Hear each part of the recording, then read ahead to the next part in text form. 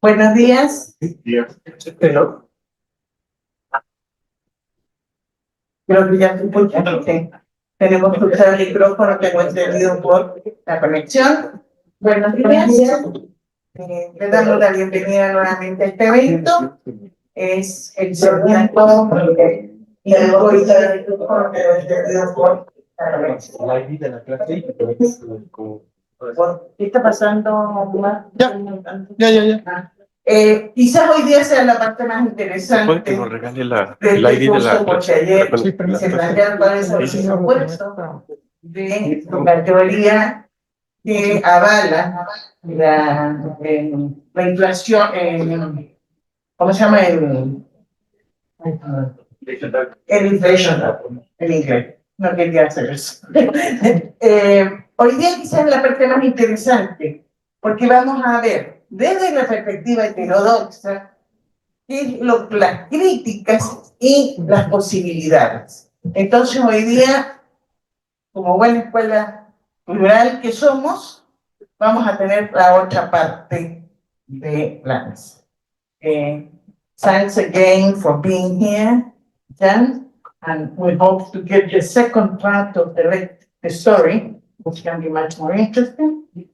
And también quiero agradecer la presencia del doctor Roberto Valencia, es uno de nuestros jóvenes profesores.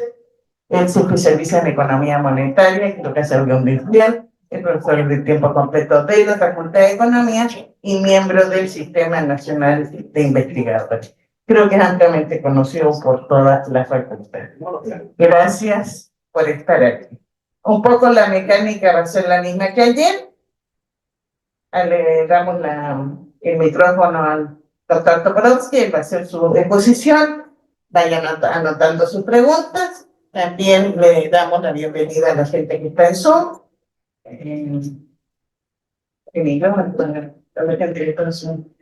We welcome the people that are in touch through Zoom. Please, if you have any questions, send them to the inbox and we shall put them forward.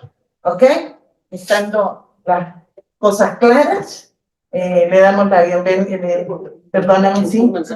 Por favor, Roberto. Hola, solamente para recordarles que para fines de su constancia, los que están aquí de manera presencial, tienen que registrar su asistencia. Entonces, si algunos no lo han hecho, al final de la sesión van a estar aquí afuera los compañeros para que puedan escanear el QR y ahí registrar su asistencia. Muchas gracias, se me había olvidado esa parte. Ok, I won't say the floor is you, but the mic is you. Okay. Yeah. Thank you very much.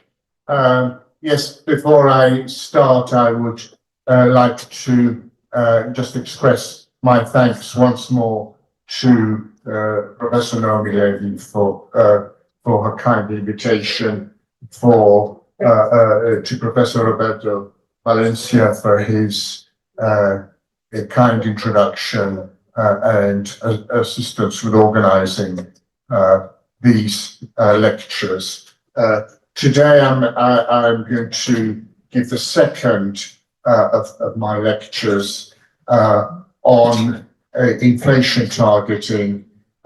Yesterday I discussed the rationale for the for inflation targeting, and I said that this was rooted in the ideas of the monetary business cycle. Today I will discuss how Keynes and Kalecki criticized this monetary business cycle. Keynes perhaps in a more complex and contradictory way, I think Kalecki in a more direct way. My talk, I will just give a list to you the main topics which I will cover, so that as I'm speaking, you will know where I am. I would start off with no, we go back to the previous slide. Sorry, what I did. Yeah. Excuse me. Okay. Perdón, sorry. Miren, hay asientos desocupados a estas alturas ya, por favor, que se ocupen todos y que si se pueden poner aquí para que no nos vengan a regañar y a correr de aquí. ¿Ok? Pásate a Alberto Paredes. Sorry. Yeah. Yeah, I will talk about first of all Mr. Keynes and the neoclassicals, because Keynes had a very specific idea of what he meant by the neoclassicals. Keynes himself was a neoclassical at one time. He then abandoned the monetary business cycle. This was the major shift between the treatise on money and the general theory. This really, after this, his work becomes more fragmented. Kalecki, I think, worked more systematically on undermining the monetary business cycle.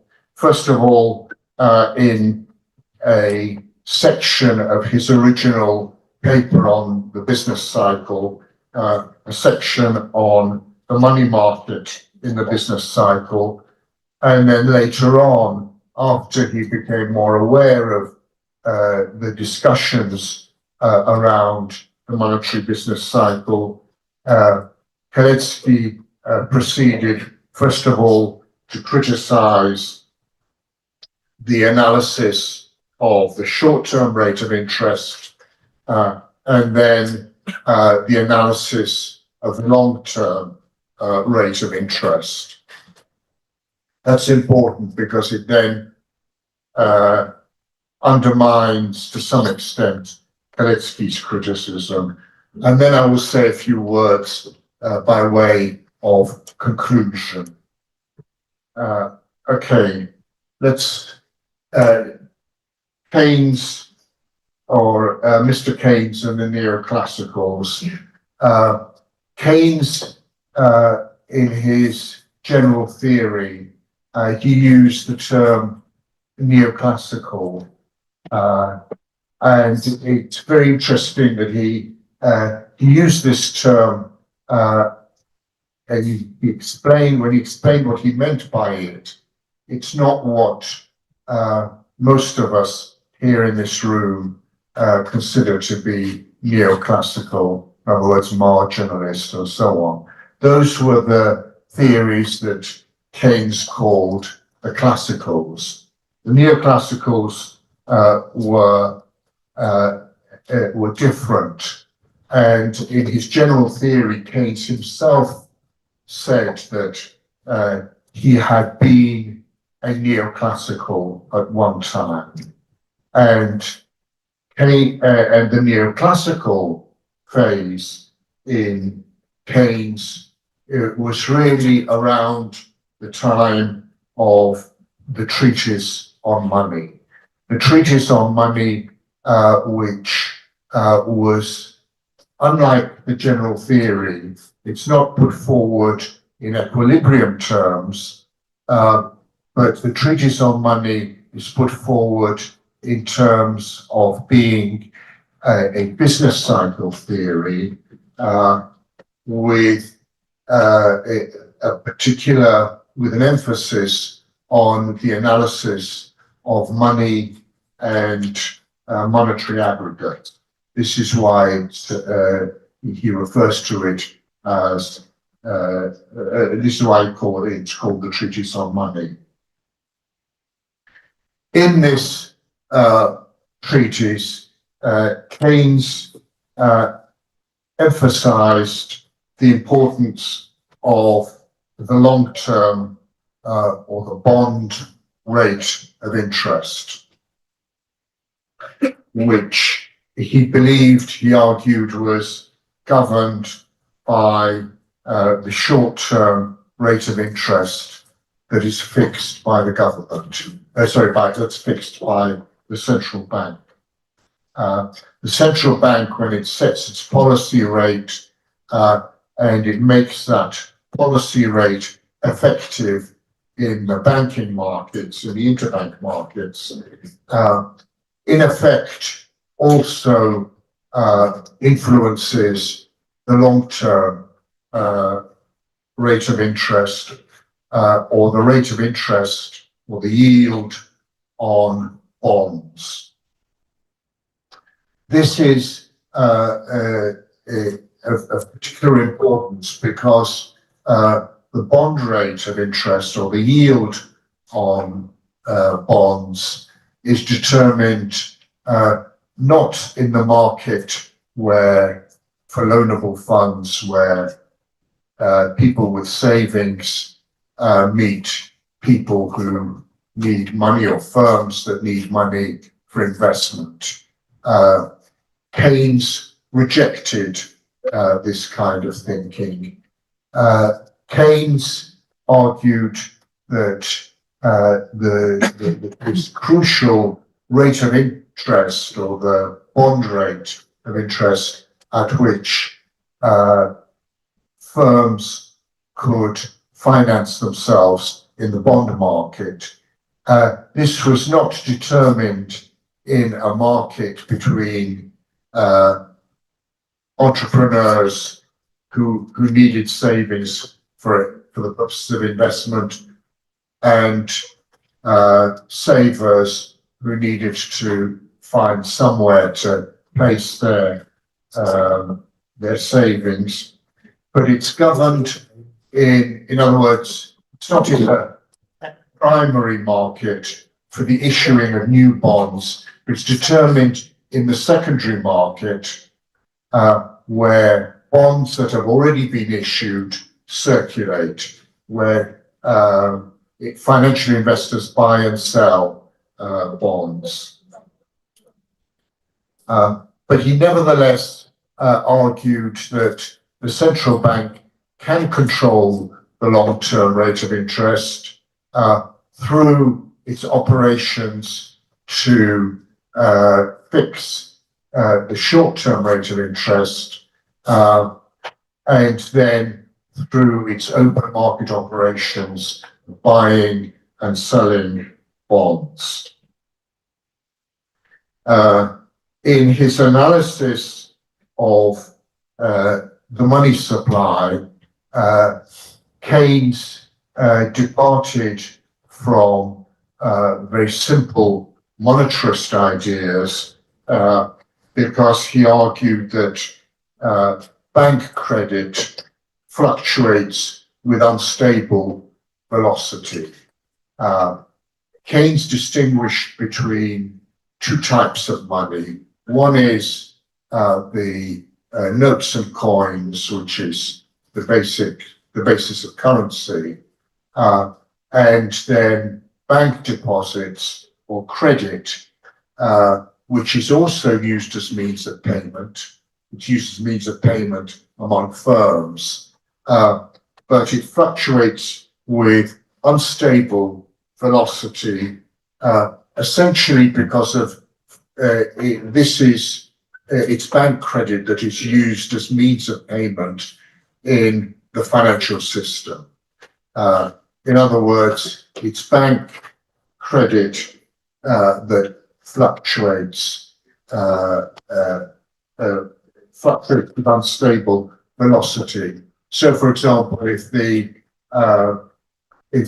a firm issues a bond or a share or a stock of some kind, this is usually paid for not with banknotes or coins, but it's paid for by a transfer from a bank deposit.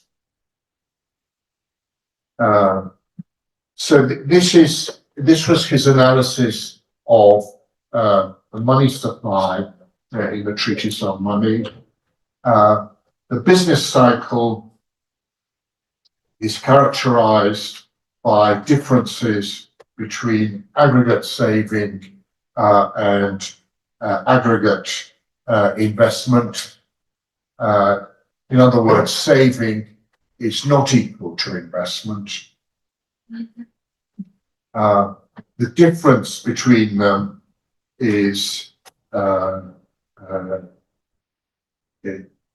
made up by bank credit or repayments of bank credit.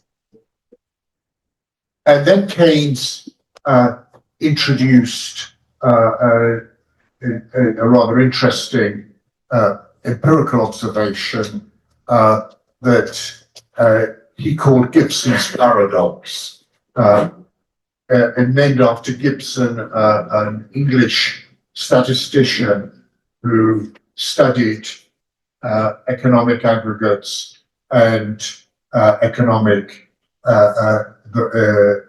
data on the rate of interest in the 19th century, where he showed that the rate of interest, the rate of investment, the level of investment in the economy, and the amount of saving in the economy, they all move together. They are all pro-cyclical variables. This is something that Vixel had been aware of.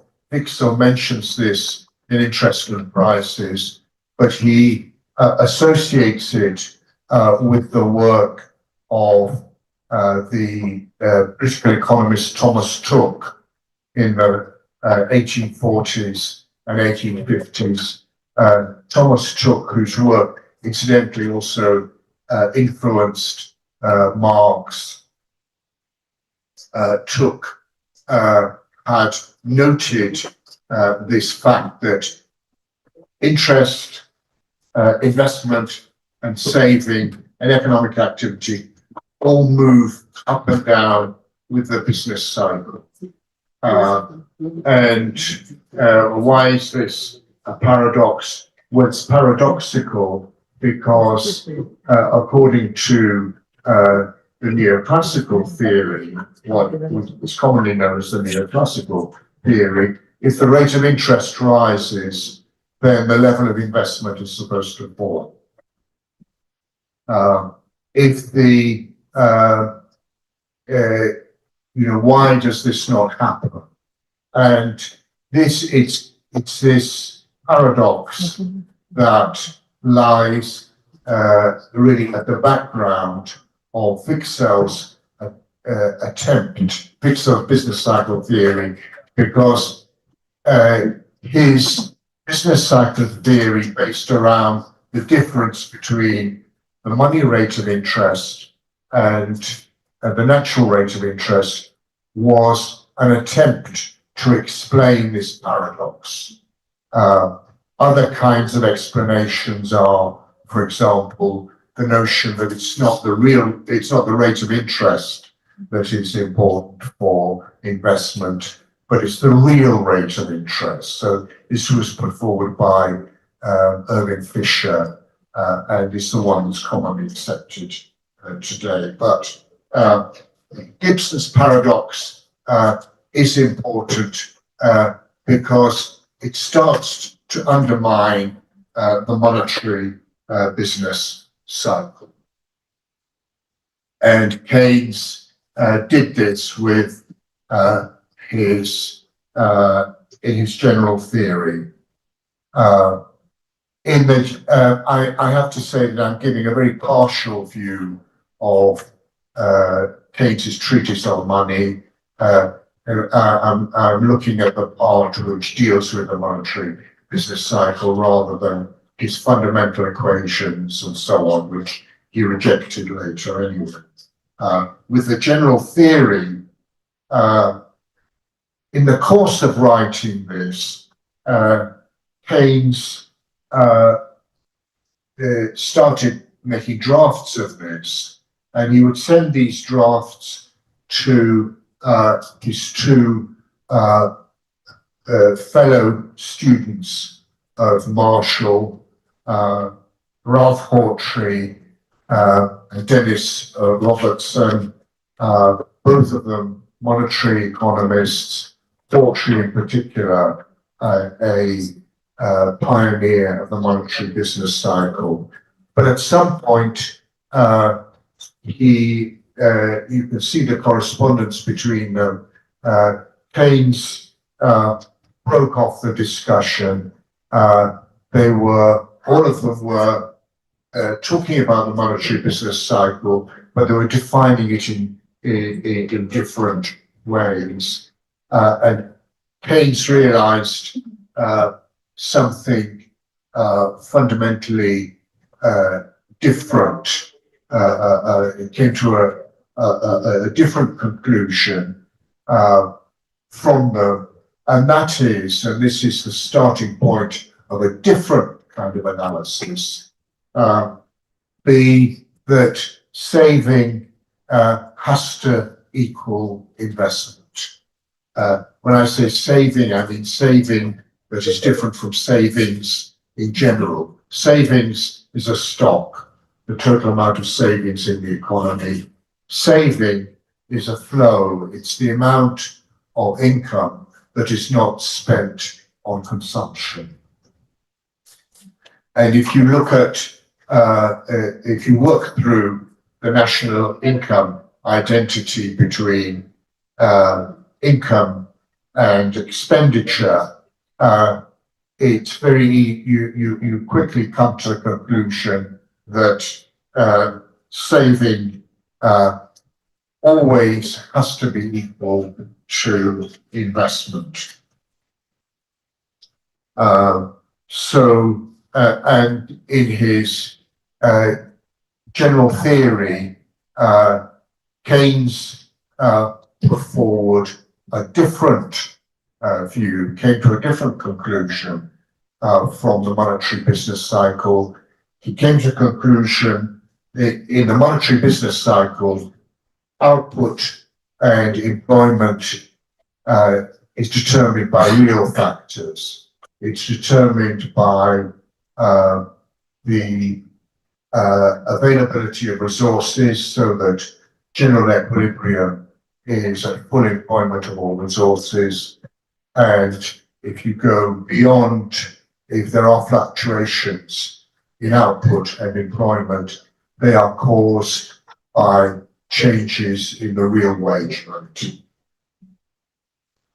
Keynes rejected this in his general theory, and using Kahn's concept of the investment multiplier, he came to the conclusion that total output and employment are determined by investment. And in that, he argued that this was a short period equilibrium. Given a certain level of investment, that level of investment would tell you what the equilibrium, short period equilibrium level of output and employment was. But this was a short period equilibrium, short period in the sense that of given a certain capital stock, the flaw in this, in Keynes's analysis here, is the flaw that Kalecki identified, and that is that if investment changes, then and equilibrium output and employment change, then it doesn't all happen at the same price level. In fact, this change in investment sets off a cumulative process, a kind of Vixelian Kalecki called it a Vixenian process in which prices change as well. So prices change, and then also the real wage rate changes. So these are complex changes over the business cycle, which Keynes put aside in his general theory. In the general theory, he argued something different. He realized that you had, he accepted that there was a business cycle.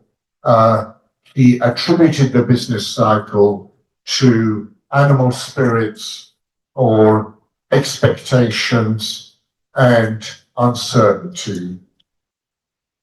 These were subjective factors, and he said he argued that this is why a long-term rate of interest which favored investment may not actually give rise to investment. So he ended up with a theory of investment that was partly determined by the long-term rate of interest and partly determined by expectations and uncertainty. And this is the element of Keynes which was then taken over by what were later called the fundamentalist Keynesians, fundamentalist post-Keynesians like George Shackle, who argued that this was Keynes's fundamental innovation in economics, the recognition that expectations and uncertainty are extremely volatile. So let me move on to Kalecki and Kalecki's analysis. Kalecki, as I will show, was much more systematic on this. John Robinson, after Keynes died, John Robinson always praised Kalecki as the more systematic Keynesian. I think in part because when Kalecki wrote, or when he studied, when he researched a particular topic, he did it in a much more concentrated way. Keynes, to a great extent, was writing. He wrote his general theory at weekends. He didn't sit down and systematically work his way through it, despite what many Keynesians and post-Keynesians say. Kalecki was aware of what was happening in the financial sector and in the money markets, although he was working in Poland, where the money markets were not so sophisticated as they were in London, where Keynes was working. And in 1933, Kalecki had not travelled outside Poland, but he did work in a business cycle institute, an institute for research on business cycles, where he read quite a lot of commentary and articles on what was happening in the financial markets and in the business press. So when he put forward his theory of the business cycle, at least in the Polish version in 1933, this contained at the end a couple of what Kalecki called applications or appendices, and there was one on the money market. Unfortunately, this was not translated into English until much later on, and didn't really appear until the collected works were published in the 1990s. Kalecki in this explained how the money market operated over the business cycle. So this is his version of the monetary business cycle. It starts off with the idea, with a distinction between investment decisions and current investment.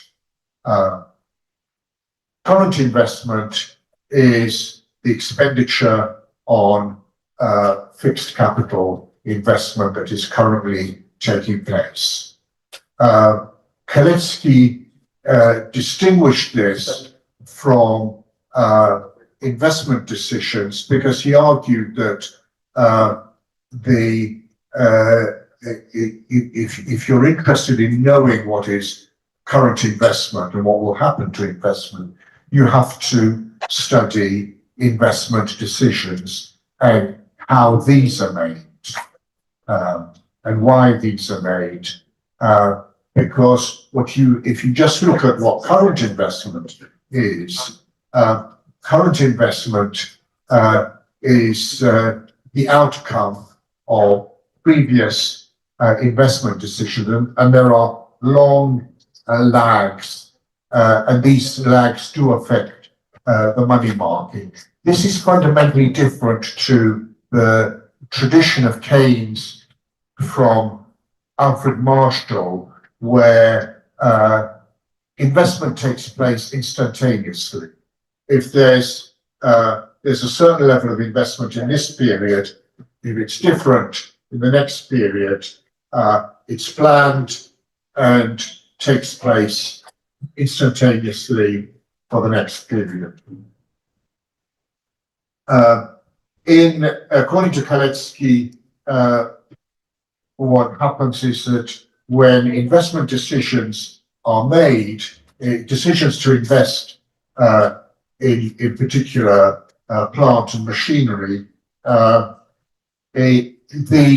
once these are made, the firms transfer deposits from what are called unattached deposits or savings to investment or financing reserve, what are called financing reserves in the translation. I have to say, and I say this, I think I don't mean any disrespect to Kalecki or any of his translators, but some of the terms used in the English translation are not very good and not very accurate in their decisions. So firms, when they make these investment decisions, they transfer money from their savings accounts,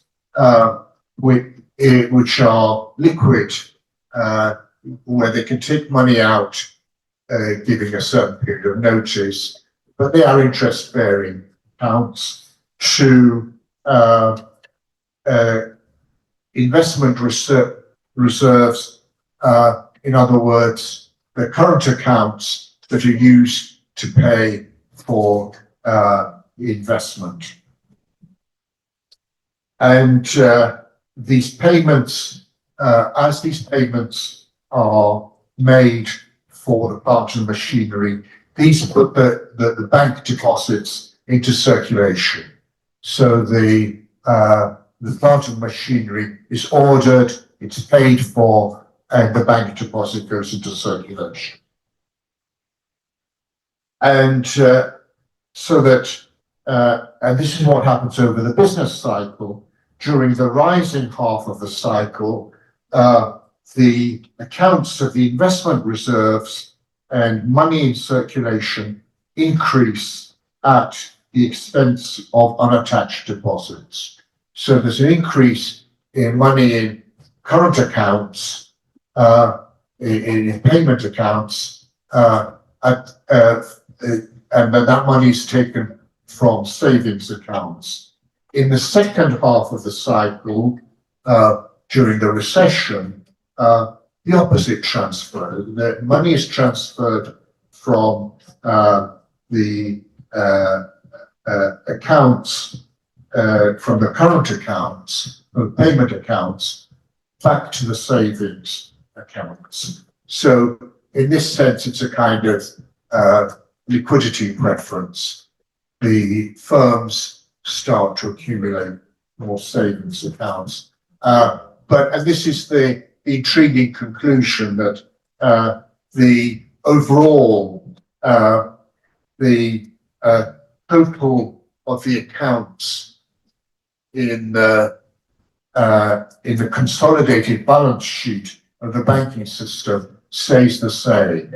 If you take the banking system as being the consolidated accounts containing the saving accounts and the payment accounts, their total stays the same. It's just that the composition of that balance sheet changes.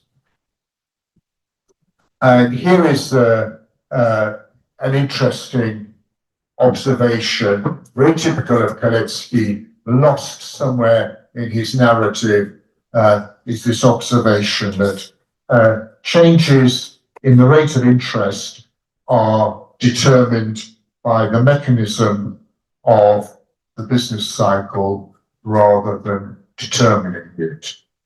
So what does this say about the monetary business cycle?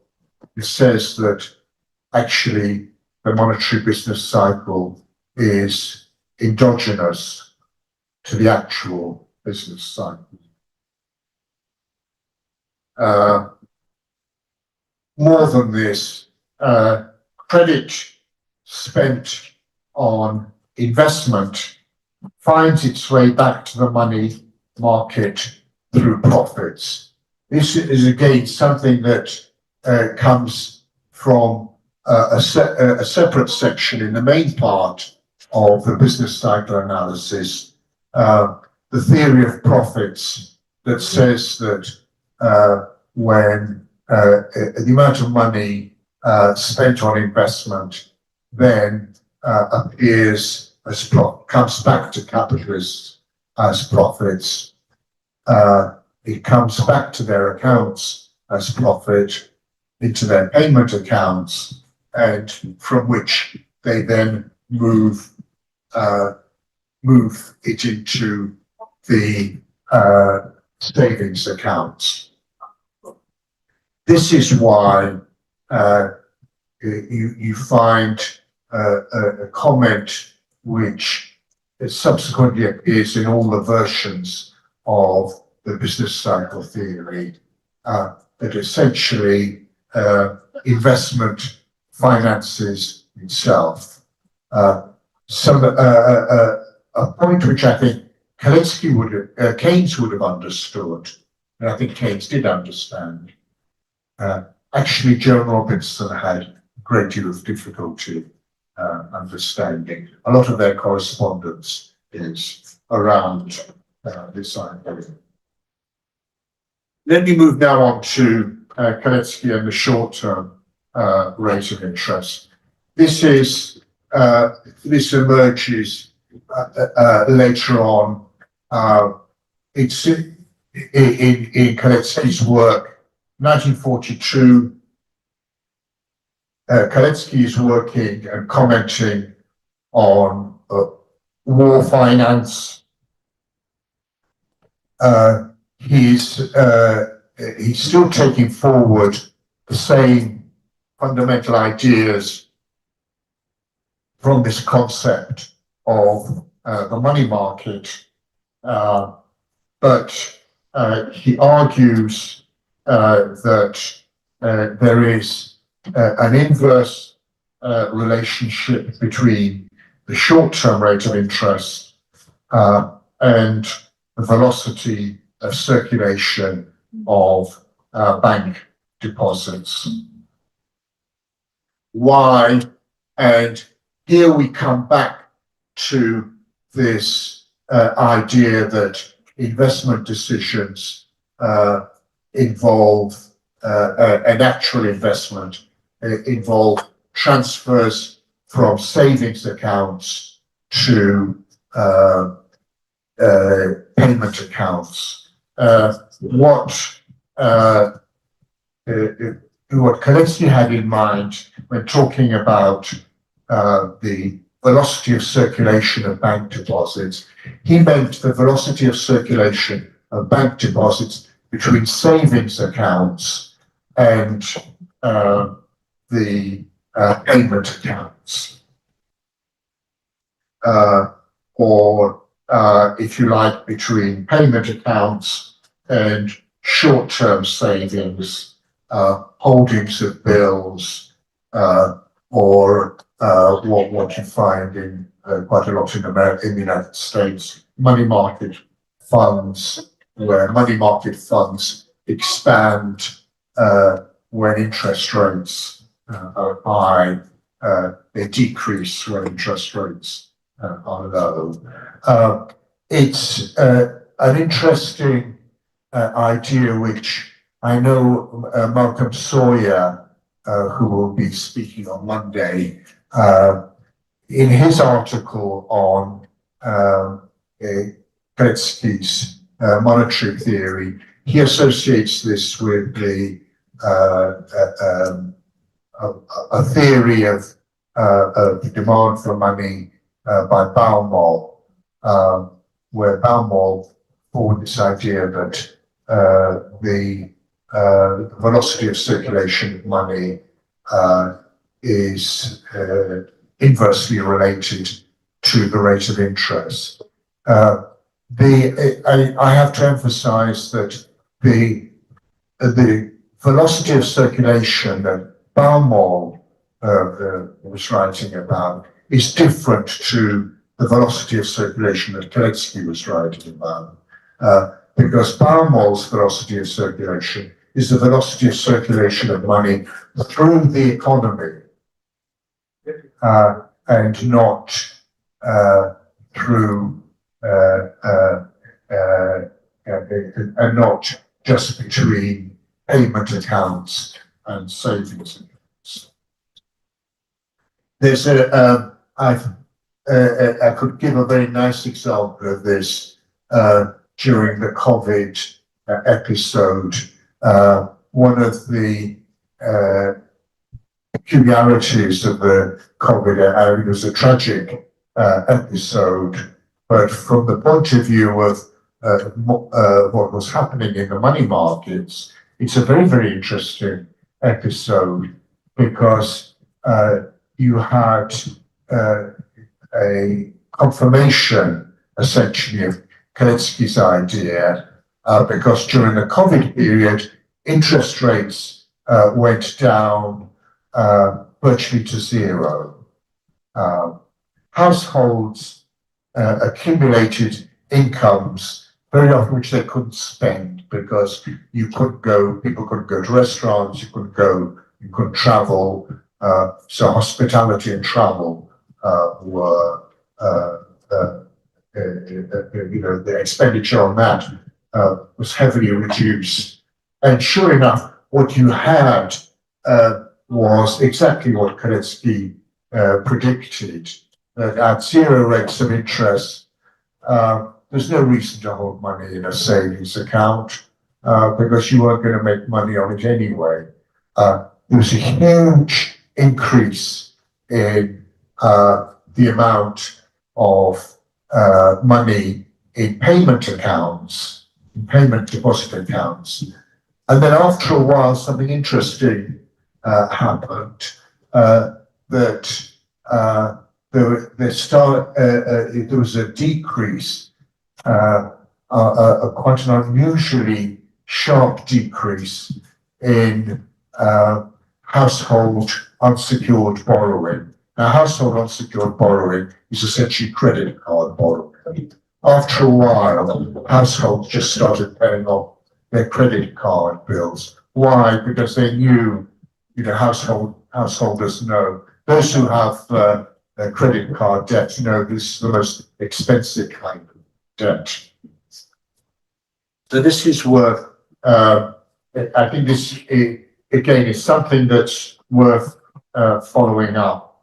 I don't know how this happened in Mexico, but I suspect that it certainly in the United States, in Europe, the situation is fairly similar.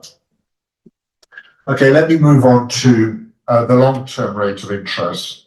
As in Keynes, the long-term rate is the relevant rate or the reference rate for investment in fixed capital. Why is this? Well, for the obvious reason that if you're going to buy a piece of productive machinery with a lifetime of 10 years, let's say, the opportunity cost of that piece of equipment is a 10-year bond. If you can make more money with the machinery, this is the arbitrage point of view. This is the, I guess, the Vixelian Hicksian point of view, or Tobin view. You would buy the machinery. If you can make more money in buying the bond, then you don't bother buying the machinery. You buy the bond. So it's this long-term rate that's relevant for investment in fixed capital. This is why one of the reasons why Keynes was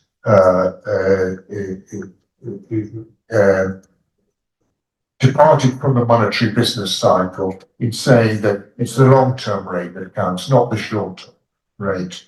And secondly, Keynes was aware, as Kalecki was, that of the distinction between financing and funding. Financing is the process of how firms get the money for in order to pay for investment. And Keynes and Kalecki were very aware, actually Portrait himself, they were very aware that for the most part, firms do this out of their own savings, out of their own liquid reserves, out of those savings accounts that Kalecki was talking about. If that is not enough, then they borrow the money from a bank. They borrow short term. Why is this? Well, because plant and machinery is not really good security for a loan. It's not plant and machinery cannot be sold at very, very quickly in the same way that, let's say, a bond can be sold. But funding investment is really the process by which a firm, after it's bought the plant and machinery, after the plant and machinery is in operation, the firm will issue a long-term bond and use that long-term bond to replenish its savings accounts or its liquid reserves and repay bank debts. So funding is actually an important process in the corporate finance. When after Keynes' general theory came out, there was, of course, it shocked the world, shocked the economist world with its new ideas. amongst those ideas was the idea that this long-term rate of interest is more important than the short-term rate of interest. So this kind of this criticism of the monetary business cycle, and it was followed by a rash of studies of the long-term rate of interest. By the 1930s, there were long time series of interest rates, long-term interest rates, in particular on a very peculiarly British kind of bond, or a bond that was peculiar to the United Kingdom, known as consolidated funds. The consolidated funds were a perpetual bond that had been introduced during the wars with France after the French Revolution and during the Napoleonic period. They were known for short as consols. Why were these studied? Well, these were studied because in a sense it gave you, it allowed you to look at the pure long-term rate of interest without having to worry about fluctuations in the price or the repayment date, the maturity of the bond. So these particular studies were done by Ralph Hawtrey, George Shackle, Hicks, and Kalecki. The study by Ralph Hawtrey was published in his important book, The Century of Bank Rate. These were the Marshall lectures which Hawtrey gave in 1938, and he devoted a large part of these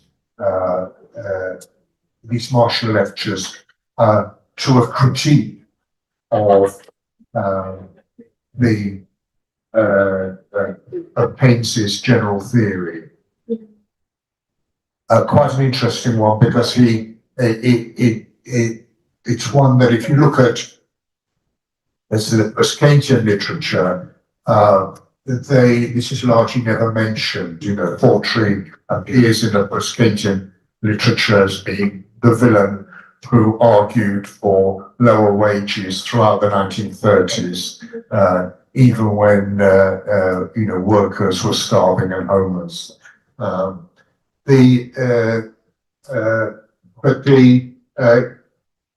Hawtrey's point, and which was understood by Shackle, discovered also by Shackle, Hicks, and Kalecki, was that actually the long-term rate of interest, the yield on those consols bonds, was remarkably stable. It doesn't move very much through the business cycle. Hicks eventually put forward an explanation for this in his pure expectations theory of the long-term rate of interest, that the long-term rate is the expected average of the short-term rate over the period to the maturity of the long-term obligation. Why? Because if you look at a short-term borrowing is not a perfect substitute for long-term borrowing. A one-year loan is not a perfect substitute for a 10-year loan. Why? Because the one-year loan has to be, at the end of the first year, it has to be renewed. It has to be rolled over, borrowed again at whatever is then the current rate of interest, and so on over 10 years. And Hicks argued that the arbitrage between those two kinds of borrowing would mean that the long-term rate would converge on the expected average of short-term rate. And since it was an average, it really would fluctuate very much. So this was his explanation of why this long-term rate wasn't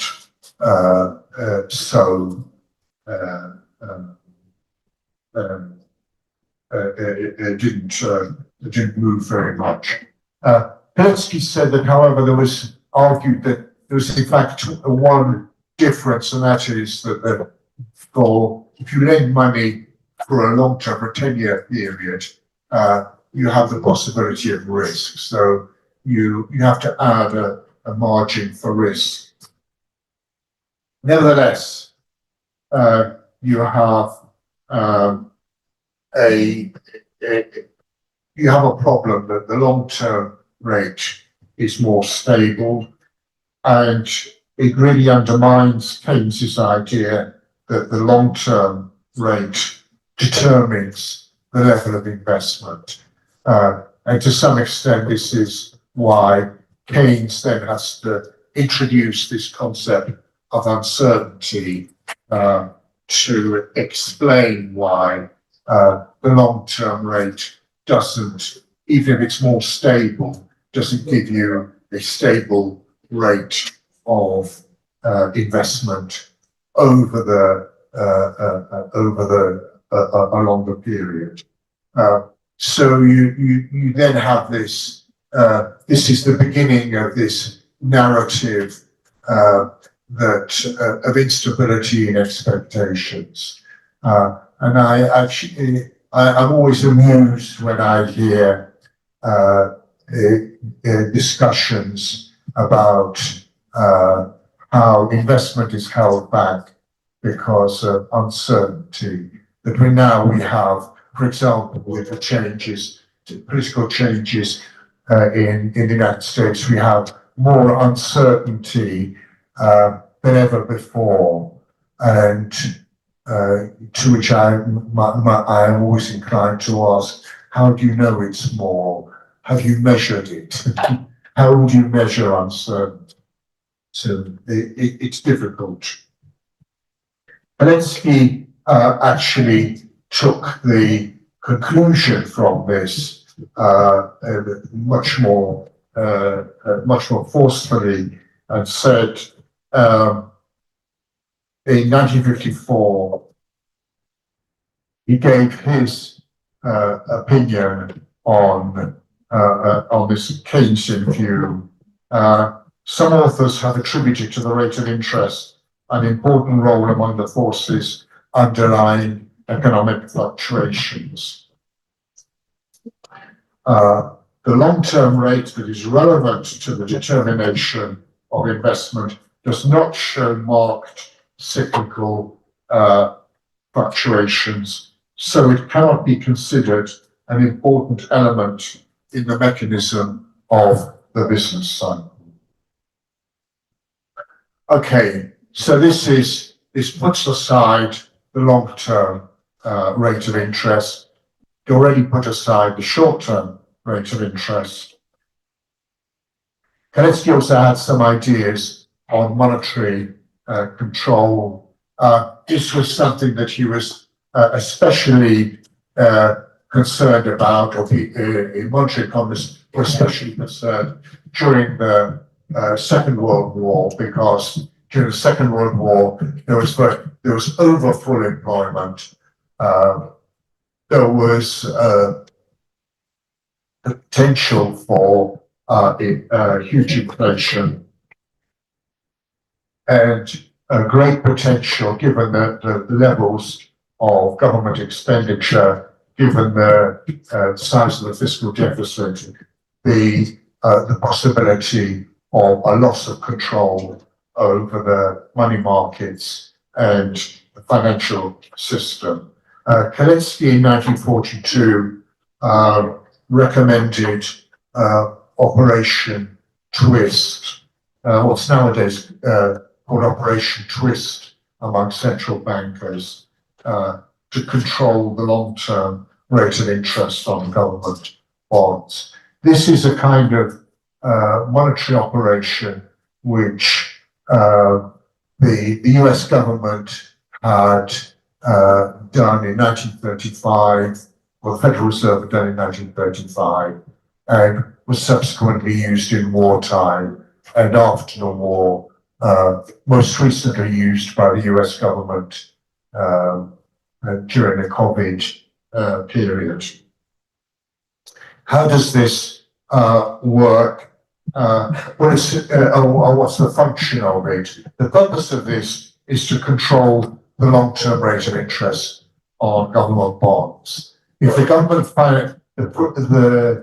the preferred way of financing the government is always long-term, and if you issue too many long-term bonds, then it becomes difficult to control the long-term rate of interest. The long-term bond prices fall and the yields rise. So if the long-term rate starts to rise, the idea behind Operation Twist is that the central bank issues, or the government issues short-term bills at the central bank's policy rate of interest, or just slightly above that policy rate of interest, and uses the money from the bill issue to buy in long-term bonds until the prices of long-term bonds have risen and the long-term rates of interest falls. Interestingly, Kalecki had none of these economists who were discussing this had any were willing to tolerate any of this stuff that you find in modern monetary theory. You simply monetize the deficit. No, you don't monetize the deficit. You use the money that's already there in the money markets, or you use the money that will come into the money markets if you start issuing bills.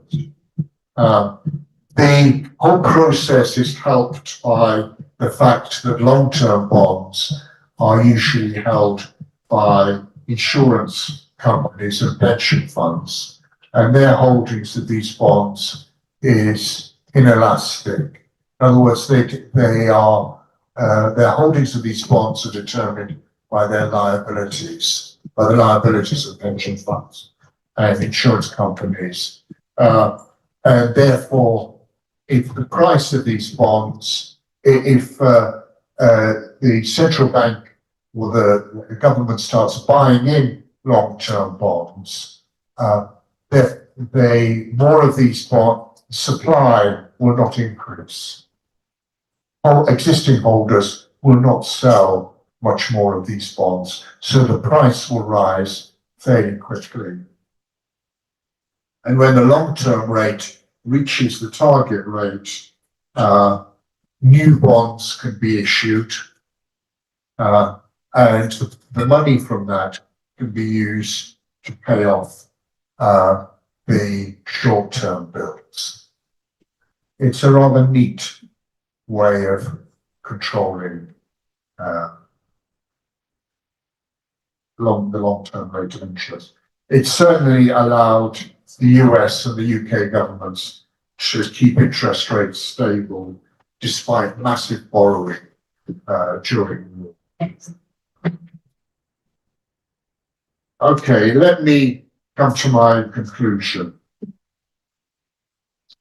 First of all, the general conclusion that you find, I think, both in Keynes, but certainly in Kalecki later on. In Keynes, this is less so. Why? Because in Keynes's early lifetime, in the century before the outbreak of the First World War, prices in the United Kingdom hardly rose. There wasn't inflation, and during the interwar period, the problem was deflation. So there's not much in Keynes about inflation. Keynes, Kalecki, who wrote after the war, wrote much more about inflation, and saw it as being endogenous to the business side. He also saw interest rates as being endogenous to the business cycle, and that's why they're pro-cyclical and not counter-cyclical as is required by inflation targeting theory. The lags if there are lags between changes in interest rates and changes in inflation, it's possible that these are due to the lagged effect on investment of investment decisions. Let's say possibly investment decisions may be affected by the short-term rate of interest, but that's not going to be a systematic effect, because it won't affect current investment, but maybe at some point in the future. The relevant long-term interest rates really do not fluctuate too much. The impacts on financial structures, the significance of interest rate policy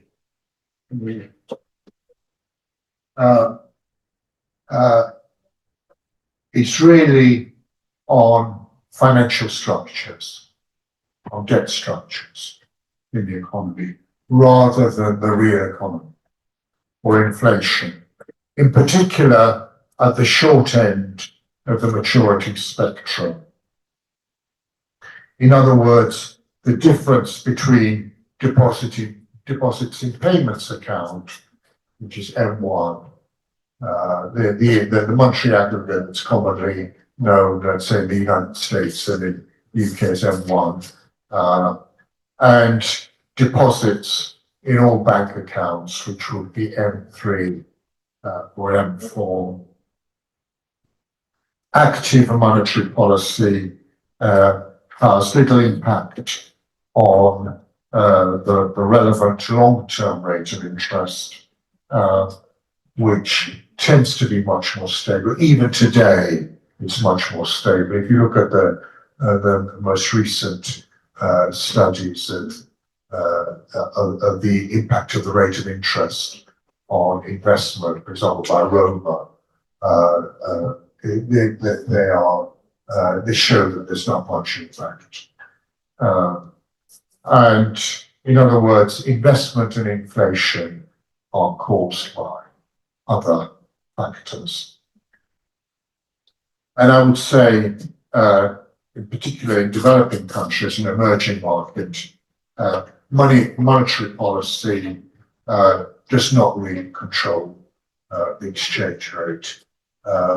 Monetary policy in the sense of sterilization of monetary aggregates or rates of interest doesn't really control the exchange rate, which is, I would say, is probably the monetary variable that causes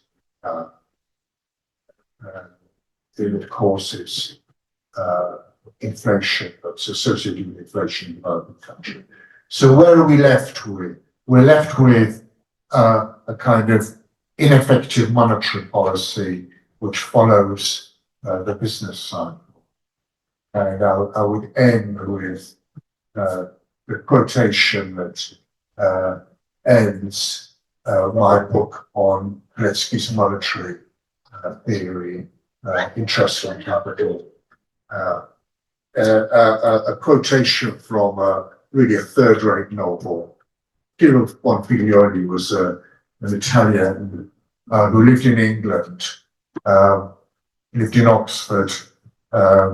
He wrote this novel about the main character is a rather manipulative person who, at the end of the novel, becomes totally disillusioned with his manipulations and suddenly realizes that whereas he thought that he was manipulating all these events, it was those events that were in fact manipulated. And I believe that this is the same with much monetary policy today. So, thank you very much for your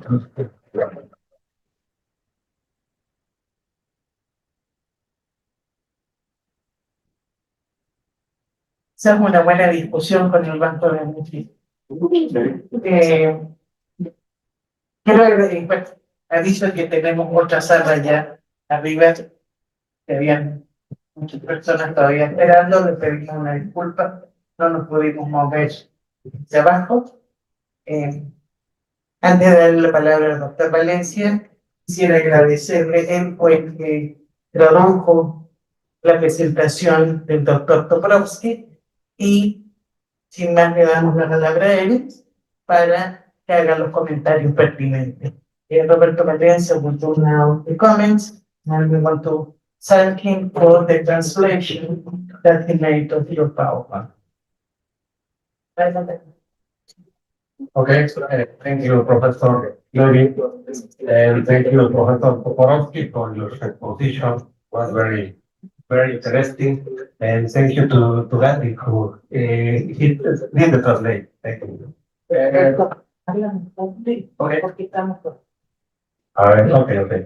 So let me begin with the comments to the second lecture, the Keynes Kalecki critique of inflation targeting. I will base my comments on the chapter 2 and 12 of the Interest and Capital book of Professor Toporowski. And in some cases, you will see a number between parentheses. It means the number page of the book, in which I support for the idea.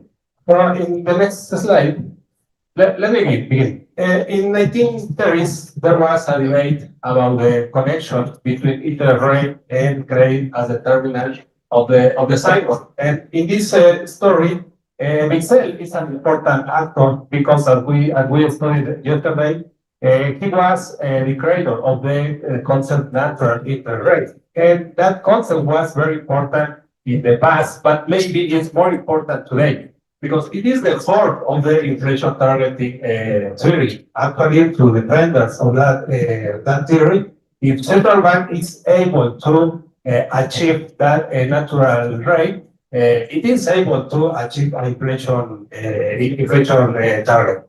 And Keynes believed in that concept. You can find evidence in the general theory, in particular in that source. Let me read. In my traditional money, I want to say, which I call the natural interest rate, which was that keep the equality between save and investment. Let's continue and say, for each interest rate, there is a level of occupation, and for that rate, it's natural. That is natural in the sense that the system is in balance, because with that rate and that level of occupation, then it was a mistake to talk about a natural interest rate. Keynes broke with that idea in general theory, as Professor Toporowski said, but it was an important concept in that time. Actually, it's important to go to that time because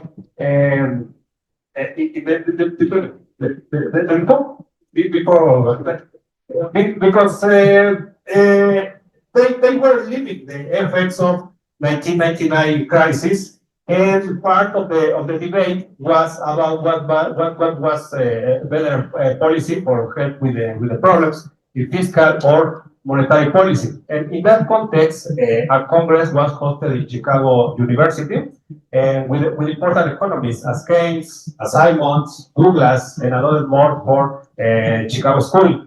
And in particular, it's interesting the result of that event, because we can see that Keynes at that time supported the monetary policy as the principal tool for help with the crisis. But most of economists of Chicago School supported the fiscal policy. It is closely, but it is documented in Tablas 2023 and other points.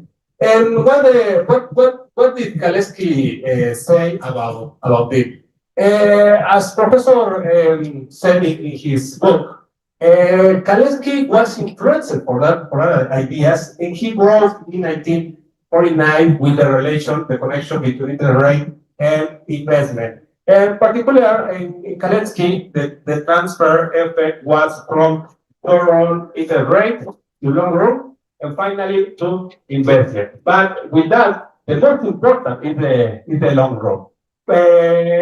But the change in short run are transferred in a lower size to long run. So the long run is more stable, and so the final impact on investment is complicated. Actually, if we try to use that framework for Mexico, now the Mexican Central Bank, the interest rate of the Mexican Central Bank, it's around 9.5%. So change the interest rate, I know, maybe 10% or more, it's very complicated. In practice, maybe it is impossible. So it's complicated to try to move investment through interest rate. And Kalecki said that more important than interest rate is the profit rate. And that ideas were documented in Mexico by Julio Lopez in different moments of the Mexican economic history, write about this connection. And in recent times, there is an interesting book of Ortiz Velasquez, who did a series of interviews to entrepreneurs, and he asked them if they consider interest rate for their decision on investment. And they asked, no, we don't consider that. In the next slide, so we have problems here in one part with the change in interest rate and the final variable, because the change in interest rate and the final variable, that maybe it is product, it is level of employment, or it is inflation rate, they are not connected in a direct form. Between them, we have a box, a black box, and that black box contains a series of variables that add between them. But actually, if we check Brian, Copper, and Mann, 1923, that according to Tracy Mott, it was the laboratory in which for Taylor, they said, we are not interested in studying that black box because we want to study the principal variable, interest rate, and the final variable. So they are assuming that the black box is going to work as they wish, but in most cases, it doesn't work. And another important problem is the transmission process that can take a long time. And in that time may happen many things. Actually, in the graph, you can see the inflation rate after pandemic, and the movements of interest rate. The blue line is inflation rate, and the orange is the Mexican interest rate. And the inflation rate went back to its target 1 or 2 months ago. So we are talking about that since interest rate increased, and when inflation rate went back to its target, they were more than 2 years. And in that 2 years happened much things. Actually, the Mexican government implement a series of policies with the idea to help with inflation. And in that time, China opened its growth, and that situation reduced the transportation cost. The economic impact of Russia-Ukraine war diminished at that time. And most other things. So how can we say that the change in interest rate is that why inflation rate went back to its targets? It's very complicated.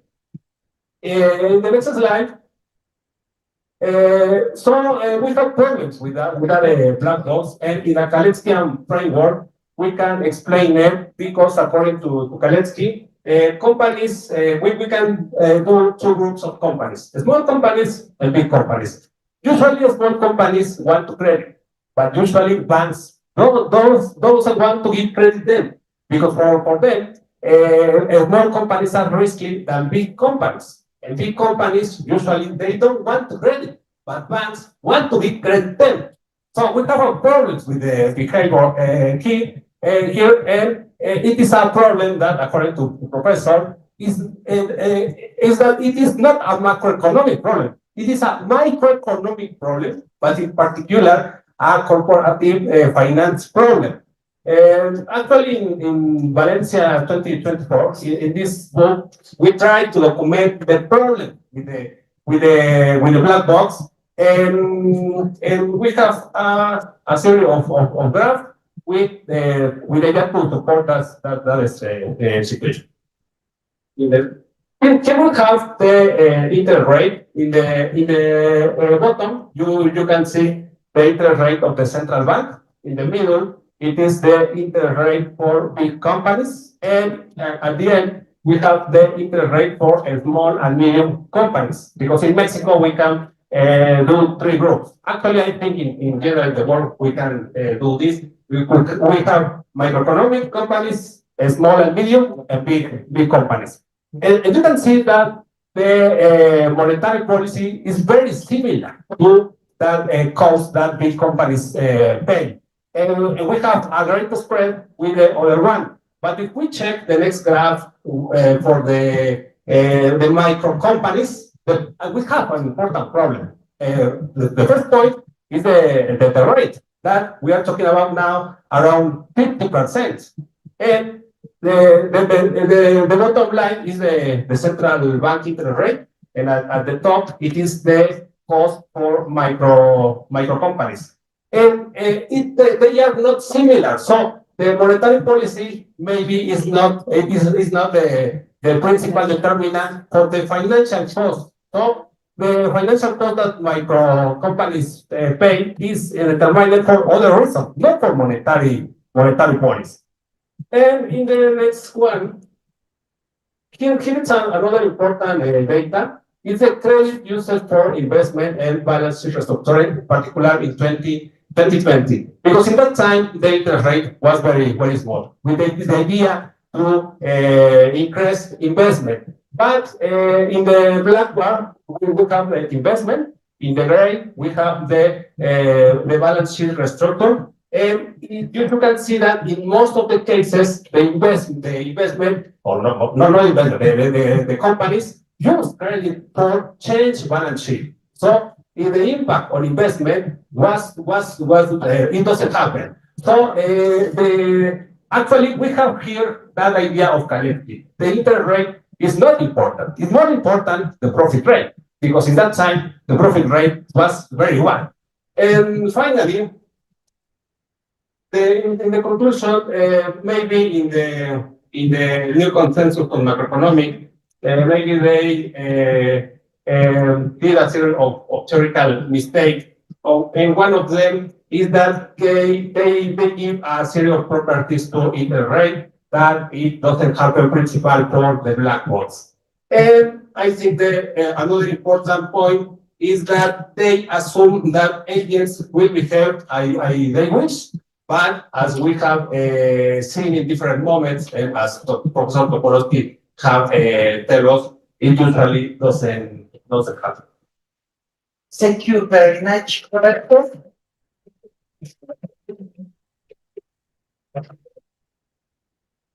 Creo que estamos ante un momento importante. La política monetaria no está sirviendo.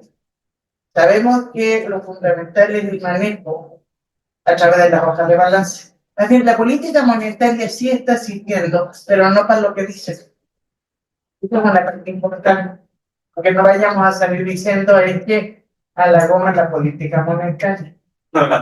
Entonces, esto nos hace pensar en que tenemos que ver la parte macro, pero no tenemos que olvidarnos de los mecanismos de transmisión. Mirad las hojas de balance. Una de las cosas que nos hemos peleado siempre con los estudiantes, estar viendo esa hoja grande, ya, estar aprendiéndonos las definiciones cuesta, pero es la única forma, como nos ha dicho Toporowski y el profesor Valencia, que podemos entender qué está pasando y de alguna manera empezar a proponer problemas, ¿ya? Y discutir. Yo creo que en el Banco Central se lo saben mejor que nosotros, pero no lo pueden decir por un problema ideológico, ¿ya? Entonces, en ese sentido, ustedes tienen la palabra ahora, porque espero que nos sigan. Nosotros ya dentro de poco diremos adiós, pero espero que dejemos gente pensando. Preguntas. Por favor, Manuel, ¿nos ayudas?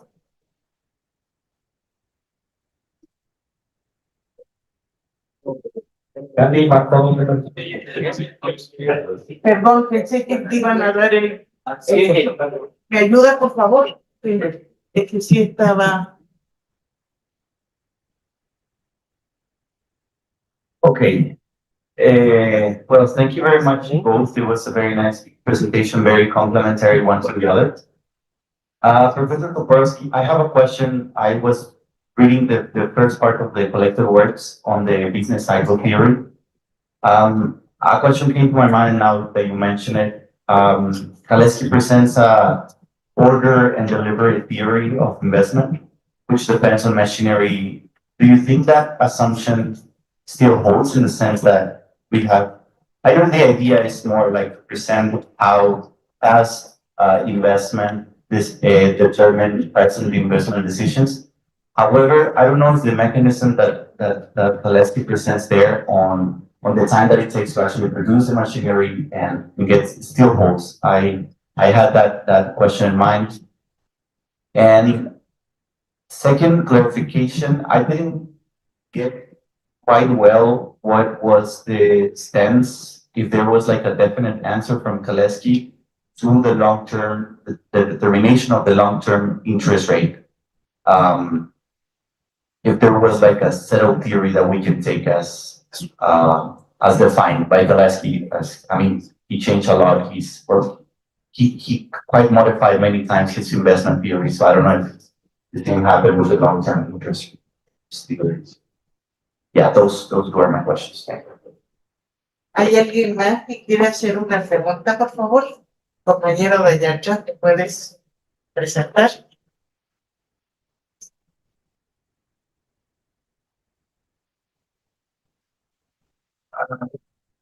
My question is for Professor Toporowski. At the conclusion of your presentation, you said that for development countries, the exchange rate, not the interest rate, it doesn't have any affection of the exchange rate. Yes, and we have a question. We didn't understand why. So that's our question. ¿Hay alguien más que quiere preguntar? Alberto Llano. Se lo dan al compañero. Ah, ¿había otra persona, perdón? Sí. Adelante, por favor. Yes, thank you very much to you for the presentation, but interesting. But I'd like to say something about the discussion. And just to say that many countries are rethinking the inflation budgeting principle. Singapore, Chile, for instance, and many other countries are finding beneficial to manage the rate of exchange. So one key element of commodity policy.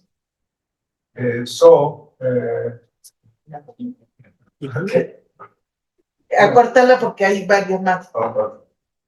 Yes. Termina. Yeah. No, I mentioned my points.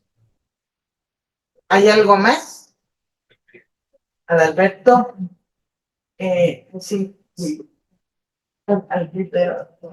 So, first of all, thank you very much, both. Professor Toporowski, Roberto, thank you very much. One of my questions here, and I think this one could be delivered for both of you, is if we try to analyze the changes of the monetary transmission mechanism through the balance sheets, we might say big enterprises balance sheets, how can we say then in a developing economy or emerging market, might say like Mexico, how linked are the balance sheets of the big enterprises in Mexico with the international financial market? Because as far as I've been understanding, between yesterday and today, there's a sort of a monetary cycle internationally, a monetary cycle which could influence in the big corp's balance sheets here in Mexico, and how that could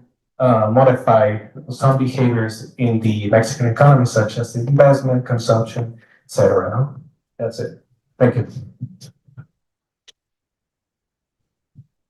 We have a question, a very long question.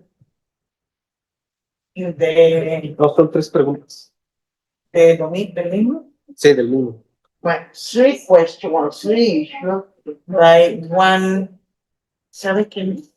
Es Eric Eric, Sokoyotsin. no sé si por ahí, por usted, no. It's a few questions. One is in an economic system where investment is primarily driven by effective demand rather than interest rate, and consider the inelastic demand for government bond companies and pension funds, both can an operation twist policy genuinely alter the incentive for capital accumulation. Seguimos. Operation twist are not for that. Seguimos. Furthermore, firms liquidity preference and given the reduction in long-term interest rate could differently impact industrial and capitalists, and how would this mechanism interact with the oligopolistic markup structured in non-perfectly competitive markets? I think we leave it here, or you, oh here, there you are. Furthermore, if firms liquidity preference, no, it's a red, ¿dónde íbamos? Sí, se hace más grande, sí. Okay, I see, given a context in which investment is primarily driven by effective demand rather than cost of finance, how would a reduction long-term interest rate affect the intersectorial distribution of economic surplus between financial capital and industrial capital? Then you have the last price.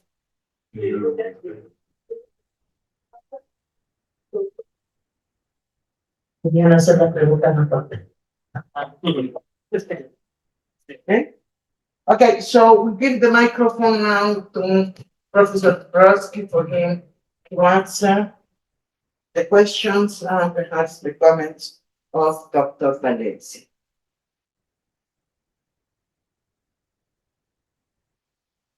Okay, let me start off with the from the end backwards. Okay. The long-term rate of interest affecting distribution between rentiers and entrepreneurs. Yes, this does affect the distribution between rentiers and entrepreneurs, but I think it affects it in complex ways. It doesn't just alter it. It's not just changes in the long-term rate of interest that, in other words, where the long-term rate of interest goes up or down, that affects that distribution, because that distribution, as I said, the long-term rate of interest doesn't actually change very much, so it wouldn't, affect distribution very much. What does affect that distribution might be portfolio factors and the type of long-term securities that are held by volunteers, whether they're stocks or shares or bonds. But there's another factor that enters into it, and that is the very fact that corporate restructuring is really what happens in financial markets all the time, and this really does play havoc with the figures on distribution between so-called rentiers and entrepreneurs, so that it's not easy in practice to distinguish them. In this respect, it hasn't changed from Marx's time. Marx noted this as well. The internal financing margins. Yes, there are internal financing margins. These are important, but not necessarily as important as is sometimes made out. For example, in recent years, certainly since the 2008 crisis, because of quantitative easing and so on, the internal financing of corporations, internal funds of corporations has been very, very high, and it hasn't really impacted on investment. It did impact on investment in just corporations becoming more and more liquid. Can Operation Twist alter the incentives for capital accumulation? No, I don't think that's the purpose of Operation Twist. The purpose of Operation Twist is actually to control, is as a form of financial control, to control long-term interest rates, so that they stay on target. So it's a little bit like yield curve control. It doesn't. I doubt that it has much impact on capital accumulation. It has a huge impact on financial structures, because you found, for example, when the Japanese central bank pushed medium-term interest rates down to near zero, and it's just simply accelerated Japanese insurance companies and pension funds buying of foreign assets. And similarly, Japanese companies buying foreign assets. So that's really the purpose. So it's a form of financial control. The link between the international financial market and other national financial markets and the international markets, really this is something, this concerns what I've elsewhere called the international monetary business cycle, this tendency for there to be an international monetary business cycle for central banks to follow on following their monetary policy, the monetary policy of the US central bank. The switch from inflation targeting to exchange rate targeting that was mentioned, that is actually a very good, it's a very interesting new development. I think that there will be more of this, in particular as the American central bank, the Federal Reserve, moves periodically in crisis. It moves to reinforce its central position in the international monetary system by through swap facilities with our central banks. Because essentially what those swap facilities are doing, and I must say this is I haven't yet thought through my final analysis of this, but what it certainly appears to have done is stabilize exchange rates. And once exchange rates are sufficiently stabilized, there will be a queue of central banks stepping forward to say, yes, we're switching now to exchange rate targeting, and in parentheses, in brackets, this will be easy to do because they're stable. That's it's an easy target for central banks. Why does the interest rate just not affect the exchange rate? Well, because I think of institutional factors such as this, such as the emergence of an international money market based on dollar swaps. The determination, what determines the long-term rate of interest? Well, this is essentially supply and demand in the bond market, in the secondary market, as Keynes correctly identified. And I think if it tends to be regulated by the central bank, because the central bank has an interest in regulating the liquidity of that market for the purposes of government borrowing. Order and delivery mechanism in investment. Yes, this is true, but we also have to bear in mind something else, which I think I'm very pleased that Professor Valencia put forward, and that is the fact that the ability of companies to obtain external funds is really determined by their existing indebtedness.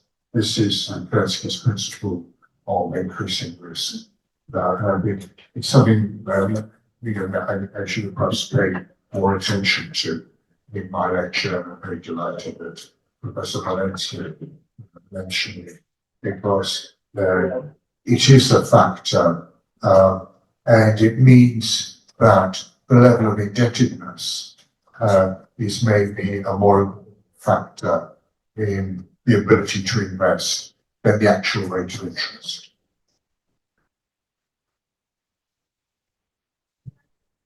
I don't know if it's relative, but I think an important point is in the Kaleckian framework, the internal saving, because it is the support that the companies has to negotiate with banks the financial cost, because the small business, they don't have a big internal saving, and the big companies, they have that ability, and of course they have the support of the international groups that let them to go to negotiate that cost, and they have access to a different markets with different cost, financial cost. That is a big difference with the rest of the companies. Well, I will say last thing. I think the big difference between Keynes and Kalecki, it's really that one uses the interest rate and Kalecki uses financial risk. So in financial risk, you have interest rate movement, but it's not only, I think was the last question, which determines how much liquidity a firm can access. And again, remember our friend Tracy Moore, the problem is the difference of access of liquidity and the cost of liquidity between a big and bad. Bueno, aquí ya tienen una historia que podemos seguir discutiendo. Tenemos las grabaciones de esta, y se pueden seguir discutiendo y profundizando incluso para la investigación. Quiero terminar agradeciendo al público. Tuvimos 2 salas llenas. No sé qué aforo tuvimos en Zoom. Eso ya no pudimos ver. Pero nos enorgullece estar en una universidad donde podamos discutir ambos puntos de vista y no nos tengamos que contribuir a la ideología dominante.